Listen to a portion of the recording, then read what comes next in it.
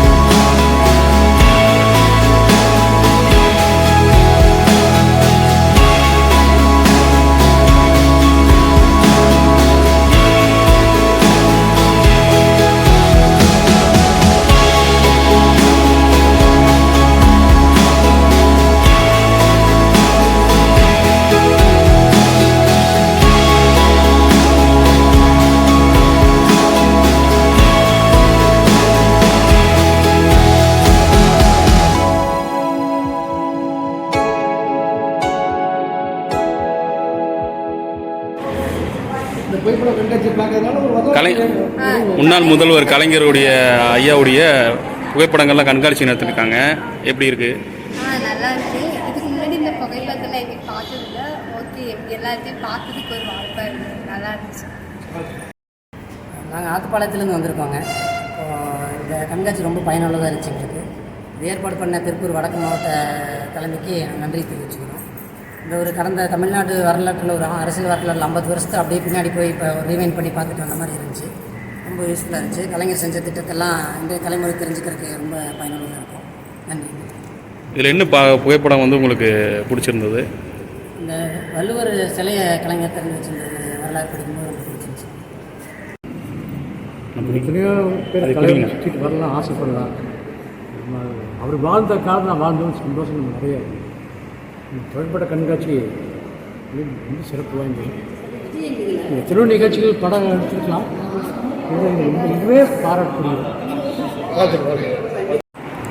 இன்றைக்கி தான் வந்து பார்த்துட்டு கலைஞர் செய்த சாதனை, நம்ம சட்டமன்றத்தை உறுப்பினருக்கு முன்னாடி முதலமைச்சர் முதலமைச்சராக சரி, ஆட்சி காலத்தில் இல்லாதும் சரி, இந்திய எதிர்ப்பு, தமிழ்நாட்டு மக்களுக்காகவும் தமிழுக்காகவும் செஞ்ச சாதனை, அப்புறம் ஆட்சியில் இருந்தபோது விவசாயிகளுக்கு செய்த சாதனை, பெண்களுக்கு செய்த சாதனை, இதெல்லாம் படித்து பார்த்து அந்த புகைப்படத்தை பார்த்து உண்மையான வரலாறு தெரிஞ்சுக்கிட்டோம். இங்கே வந்ததில் நிறைய யூஸ் ஆச்சு. அதே மாதிரி கொங்கு மண்டலத்துக்கு சார்ந்த இந்த பகுதிக்கு சார்ந்த கலைஞர் வந்து இந்த ஆட்சி காலத்தில் இந்த பகுதிக்கு எத்தனை நல்லது செஞ்சுருக்காரு.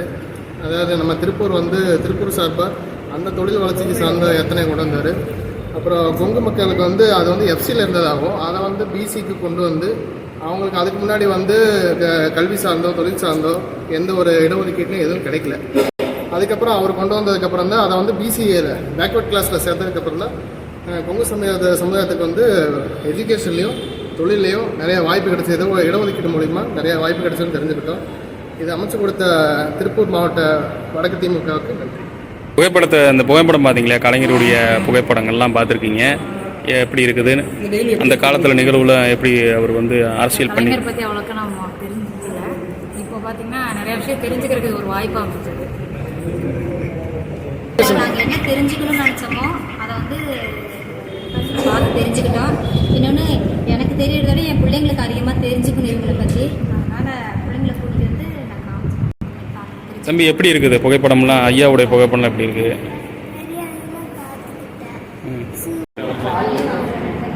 சொல்லுங்கள். தமிழக கலைஞர் அவர்களை நல்ல ஒரு பண்பாளர், நல்ல ஒரு பேச்சாற்றல் உள்ளவர். அவரை பார்த்து அநேக பேச்சுகளை பயிற்றுவிக்கும்படியான வாய்ப்புகளுக்கும் கிடைத்திருக்கிறது. இந்த வாழ்ந்த காலத்தில் நாங்களும் வாழ்ந்திருக்கிறோம் என்று நினைக்கும் போது எங்களுக்கு பெருமையாக இருக்கிறது. புகைப்பட கண்காட்சி மூலமாக அநேக பெரும் தலைவர்களை காண உதவி செய்திருக்கிறார்கள். அந்த புகைப்பட கண்காட்சி சிறப்பாக அமைந்திருக்கிறது.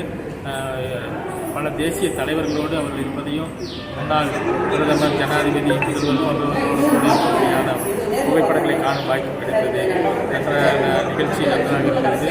இதன் மூலமாக அநேகர் கலைஞரை பற்றி தெரியாத அநேக தகவல்களை தெரிந்து வாய்ப்பு கிடைத்திருக்கிறது. அதற்காக இந்த புகைப்பட கண்காட்சிக்கு நன்றி.